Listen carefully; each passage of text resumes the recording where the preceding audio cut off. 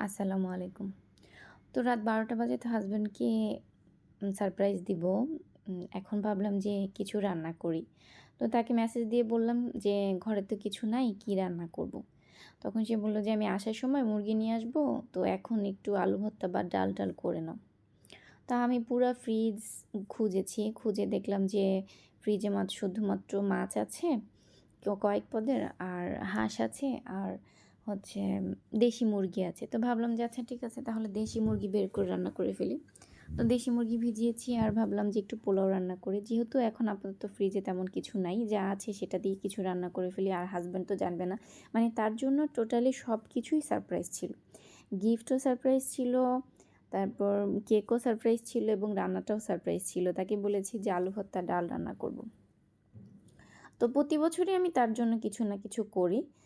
কিন্তু এমন একটা ভাব নিয়ে করি যে সে এক্সপেকটেশন করে যে না এবার মনে হয় ও কিছু করবে না। তার কারণ হচ্ছে তার আগে হয়তো আমি একটু ঝগড়াঝাটি করি বা একটু মন-টন খারাপ করি। মানে এমন একটা ভাব নেই যে আমি কিছুই করব না এরকম। আসলে কি আমাকে না অনেক মানুষ ভুল বুঝে। মনে করে আমি খুব রাগী।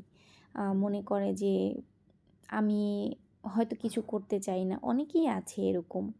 অনেক কিছু ভাবে আমাকে নিয়ে।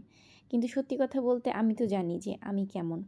আমি সবার জন্যই করতে চাই। কিন্তু যখন দেখি যে আমি তাদের জন্য কিছু করার পরে সেটাকে তারা মূল্যায়ন করছে না, অবমূল্যায়ন করছে, তখন আর আমি সেখানে থাকি না বা সেই জিনিসটা করি না। টোটালি একদম পিছপা হয়ে যাই। মানে তখন আর আমি তাদের দিকে ফিরেও তাকাই না। মানে আমি এমন একটা মানুষ। আমি যখন করব কারো জন্য একদম গলা পর্যন্ত করব। কিন্তু যখন আমি দেখব যে আপনি আমার মূল্যায়ন করছেন না, সেটা তো আমার চলবে। মূল্যায়ন না করলেও। কিন্তু যখন আমি দেখব যে আপনি মূল্যায়ন তো করছেনই না, উল্টা অবমূল্যায়ন করছেন, তখন আপনার ২ চোখের ছায়াও আমি নিতে পারি না। আমি আপনার ছায়াটাও নিতে পারি না। এরকম একটা ব্যাপার। এমন একটা মানুষ আমি। যাই হোক অনেকে অনেক রকম ভাবে আমাকে নিয়ে, এতে আমার কিছু আসে যায় না। আমি জানি আমি কেমন। আর আমার প্রিয় মানুষগুলো জানে যে আমি কেমন। আর যারা আমাকে খারাপ ভাবে বা একটু অন্যরকম ভাবে, তাদেরও হয়তো কোনো না কোনো সময় ভুল ভেঙে যাবে। যাই হোক কথা বলতে, বলতে কিন্তু আমার মুরগির মাংসটা রান্না করা হয়ে গেছে। দেশি মুরগি একটু আলু দিয়ে ঝোল করে রান্না করেছি। আর পোলাও রান্না করছি হচ্ছে মটরশুঁটিও ছিল। তো মটরশুঁটিটা আমার খুব পছন্দের। তো পোলাওটাও রান্না করে ফেললাম। এখন প্রায় রাত 10:30 বাজে। তো খুব তাড়াহুড়ো করছিলাম। মানে প্রায় অলমোস্ট ১ ঘন্টার মধ্যে আমি রান্না করেছি, এর মধ্যে মেয়েকে নিয়ে। তো রান্না-টান্না শেষ হওয়ার পরে তারপর মেয়েকে একটু রেডি করিয়েছি, শাড়ি পরিয়েছি ওকে। আর আমিও রেডি হয়েছিলাম। মানে টোটাল কথা আজকে আমার প্ল্যানিং ছিল আমার হাসব্যান্ডকে এমন একটা সারপ্রাইজ দেওয়া, একদম A to Z সারপ্রাইজ।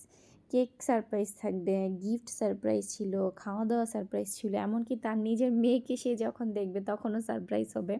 কারণ মেয়ে হচ্ছে একটু বড় হওয়ার পরে এটাই ফার্স্ট, হাঁটার পরে এটাই ফার্স্ট ছিল মেয়ের হচ্ছে শাড়ি পরা। আর শুধুমাত্র আমি সারপ্রাইজ না আরকি।